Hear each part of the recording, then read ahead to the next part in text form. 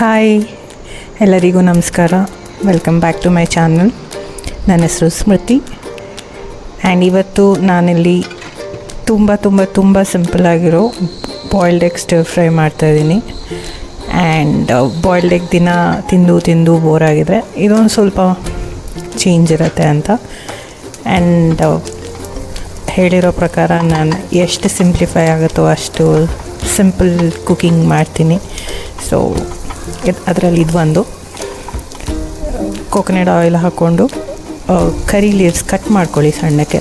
ಅದನ್ನು ಹಾಕ್ಕೊಂಡು ಆನಿಯನ್ ತುಂಬ ಏನು ಬೇಯಿಸೋದಂತ ಏನಿಲ್ಲ, ಸುಮ್ಮನೆ ಸ್ಟಿರ್ ಫ್ರೈ ಮಾಡಿಕೊಂಡು ಅದಕ್ಕೆ ಬೀನ್ಸು ಮತ್ತು ಕ್ಯಾರೆಟ್ ಹಾಕ್ಕೊಳ್ಳಿ.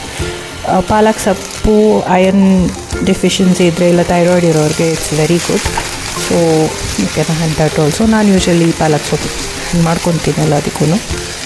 ಸೊ ಅದನ್ನು ಸ್ವಲ್ಪ ಚೆನ್ನಾಗಿ ಸ್ವಲ್ಪ ಬೇಯಬೇಕದು ಪಾಲಕ್ ಸೊಪ್ಪೆಲ್ಲ. ಸ್ವಲ್ಪ ಬೆಂದಾದಮೇಲೆ ನಿಮ್ಮ ಖಾರಕ್ಕೆ ತಕ್ಕಂಗೆ ಚಿಲ್ಲಿ ಫ್ಲೇಕ್ಸ್ ಹಾಕ್ಕೊಂಡು ರುಚಿಗೆ ತಕ್ಕಂಗೆ ಉಪ್ಪು.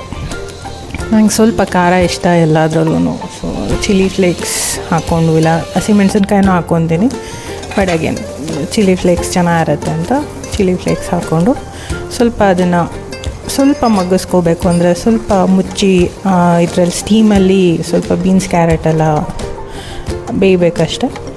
ಅದಾದಮೇಲೆ ಮೊಟ್ಟೆ ಹಾಕ್ಕೊಂಡು ಸ್ವಲ್ಪ ಅದನ್ನು ಸಿಂಪಲಾಗಿ ಫ್ರೈ ಮಾಡ್ಕೊಳ್ಳಿ.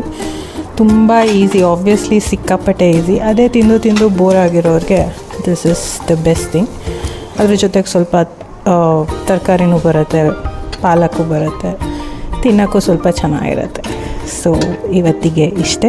Thank you so much. Have a good day.